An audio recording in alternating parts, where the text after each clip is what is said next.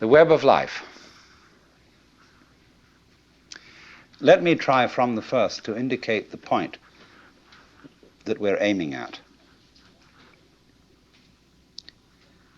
The point is this, that human consciousness is at the same time as being a form of awareness and sensitivity and understanding, it's also a form of ignorance. The ordinary, everyday consciousness that we have leaves out more than it takes in. And because of this, it leaves out things that are terribly important. It leaves out things that would, if we did know them, allay our anxieties and fears and horrors. And if we could extend our awareness, you see, to include those things that we leave out, we would have a deep interior peace. Because we would all know the one thing that you mustn't know, you know, according to the rules of our particular social game. The one thing you mustn't know, that's really not allowed, that is the lowdown on life. And the lowdown, on the one hand, means the real dirt on things. But the lowdown is also what is profound, what is mysterious, what is in the depths. And there's something left out. And our everyday consciousness screens this out in the same way that when you say you have weaving, you have, say, on this rug here in front of us, when the black finishes here, the black threads will go underneath and then appear again over here, then they'll go underneath the white and then they'll appear again over here, you know? So that the back will be the obverse pattern of the front. Now, the world is like that. Our sense organs are selective. They pick out certain things, they're receptive. For example, we have a small band of what you might call a spectrum of light, of sound, of tactile sensation, and so on, to which the human organism is sensitive. But we know that outside that small band, there is a huge range of vibrations to which we have built instruments that are sensitive. Things like cosmic rays, ultraviolet rays, gamma rays, hard X-rays, so on. They're all outside the band of our spectrum, and obviously there are things that are outside the range of our instruments.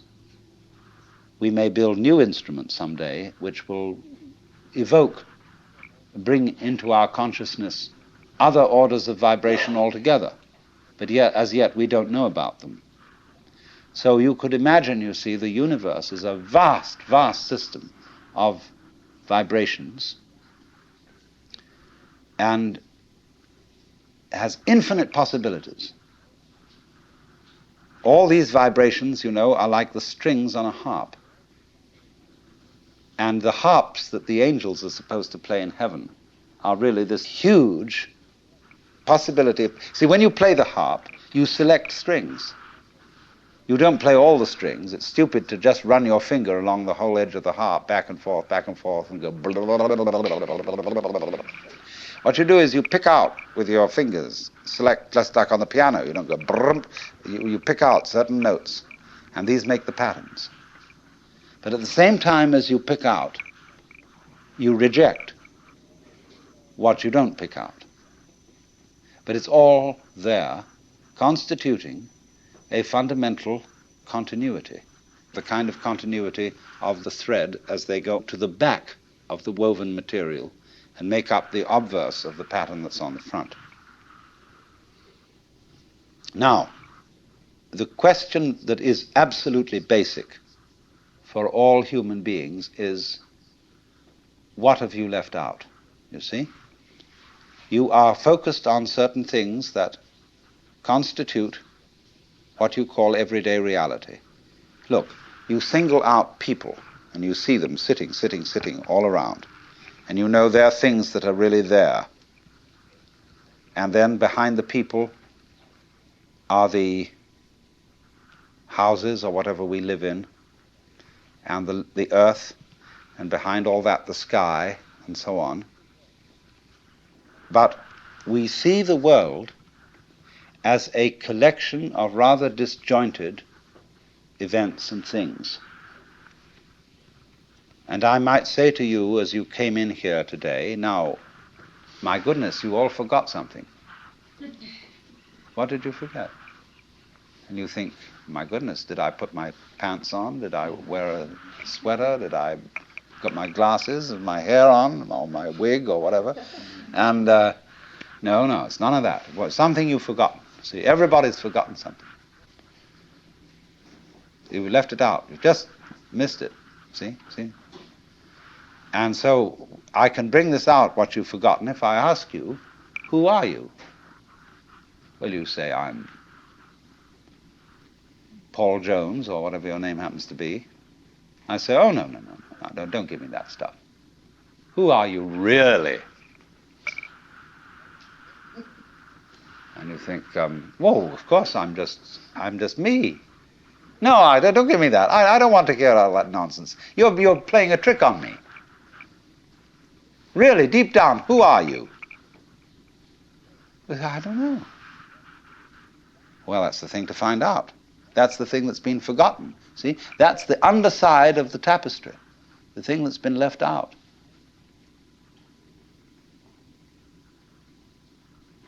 Because what we are carefully taught to ignore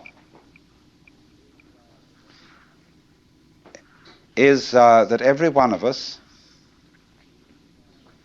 fundamentally, deep inside, let's put it that way,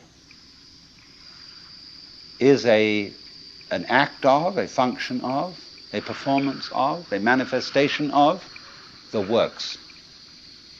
The whole blinking cosmos, with all its galaxies, and forever and ever and ever, whatever it is beyond that, what you might call God in the Western tradition, or Brahman in Hindu philosophy, or Tao in Chinese. Every one of us is really that, but we are pretending we aren't. And we are pretending with tremendous skill and deception.